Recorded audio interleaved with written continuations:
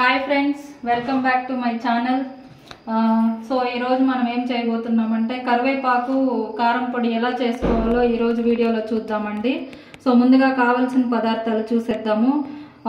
బాగా క్లీన్ చేసుకొని ఆరబెట్టుకున్నటువంటి కరివేపాకు, తర్వాత వెల్లుల్లి రెబ్బలు, పొట్టు తీయకుండా ఉన్నటువంటి వెల్లుల్లి రెబ్బలు, తర్వాత పసుపు, ఉద్దిపప్పు, పెసరపప్పు, 1 టేబుల్ స్పూన్ ఆవాలు, శనగపప్పు, ఉప్పు, ఎండుమిర్చి, జీలకర్ర, ధనియాలు, కొద్దిగా చింతపండు. సో ఇప్పుడు ప్రాసెస్లోకి వెళ్ళిపోదామండి. సో ముందుగా ఒక కడాయి పెట్టుకున్నాను, స్టవ్ ఆన్ చేసుకుంటున్నాను. సో పాన్ పెట్టుకున్నానండి, వేడయిందండి. సో ఇప్పుడు కొద్దిగా ఆయిల్ వేసేసుకుంటున్నాను ఇందులోకి.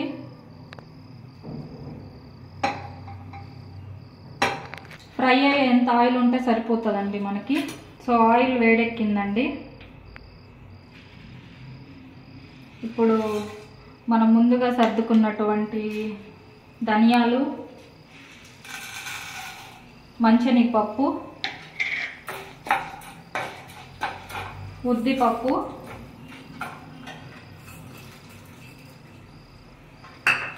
వేసి ఫ్రై చేసుకుందామండి కొంచెం దూరగా. అలానే పెసరపప్పు కూడా.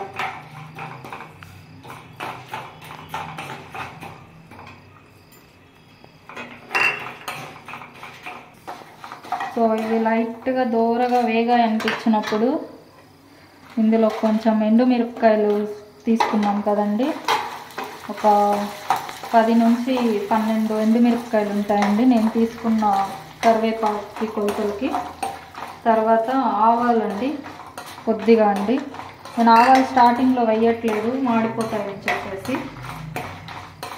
సో మిరపకాయలు కొద్దిగా ఫ్రై చేద్దామండి, లైట్గా ఫ్రై అవ్వాలండి. మీకు ఇక్కడ కలర్ తెలుస్తూ ఉంటుంది కదా ఈ పప్పులు. సో ఇప్పుడు ఇందులోకి చిటికెడు పసుపు వేసుకున్నామండి.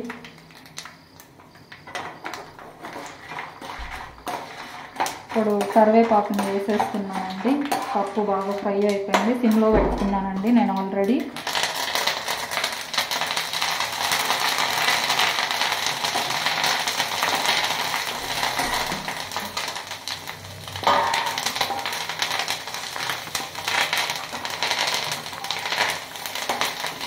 సో ఇప్పుడు స్టవ్ ఆఫ్ చేసేసుకున్నామండి.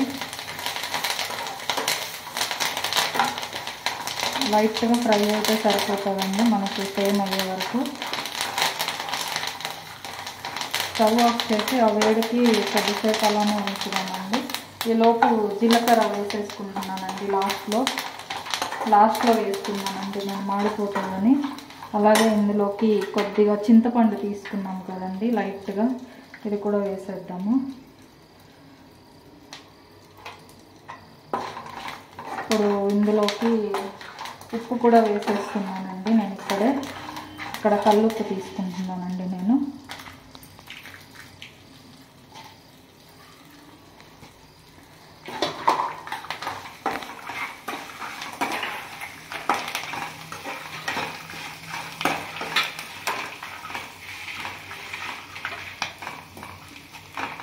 స్టవ్ ఆఫ్ చేసేసుకున్నాను కదండి. సో ఇది బాగా చల్లారనివ్వండి. చల్లారిన తర్వాత మనం మిక్సీ జార్లో వేసి బాగా పొడి కొట్టుకోవాల్సి ఉంటుందండి. సో అది కరివేపాకు మిక్సర్ అది చల్లారేలోపు మనము ఇక్కడ వెల్లుల్లి వీటిని మిక్సీ పట్టేసుకుందాము. ఇక్కడ చూడండి, నేను కొంచెం కచ్చా పచ్చాగా ఈ వెల్లుల్లిపాయని మిక్సర్ పట్టుకున్నాను. సో ఈ మిశ్రమాన్ని తీసి సపరేట్గా పెట్టేసుకుందాము. ఇది కరివేపాకు పొడి కొట్టుకున్నాక లాస్ట్లో వేసి ఒకసారి తిప్పుకున్నామంటే సరిపోతుందండి. సో చూడండి ఫ్రెండ్స్, చల్లారిన తర్వాత నేను ఒక మిక్సీ జార్లోకి తీసుకున్నాను దీన్ని. సో ఇప్పుడు మిక్సీకి పట్టేద్దామండి. ముందుగా కొట్టి పెట్టుకున్నటువంటి తెల్లుల్లిని వేసేస్తున్నానండి. ఇప్పుడు ఒక్కసారి మిక్సీ పట్టేసుకుందాము. సో చూడండి ఫ్రెండ్స్, మిక్సీకి పట్టాక కరివేపాకు పొడి చాలా టేస్టీగా ఉంది. సో మీరు కూడా తప్పకుండా ట్రై చేయండి.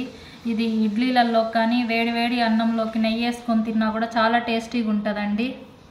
సో టేస్ట్ చేసి ఎలా ఉందో నాకు కమెంట్ చేయండి. So please like, share and subscribe to my channel.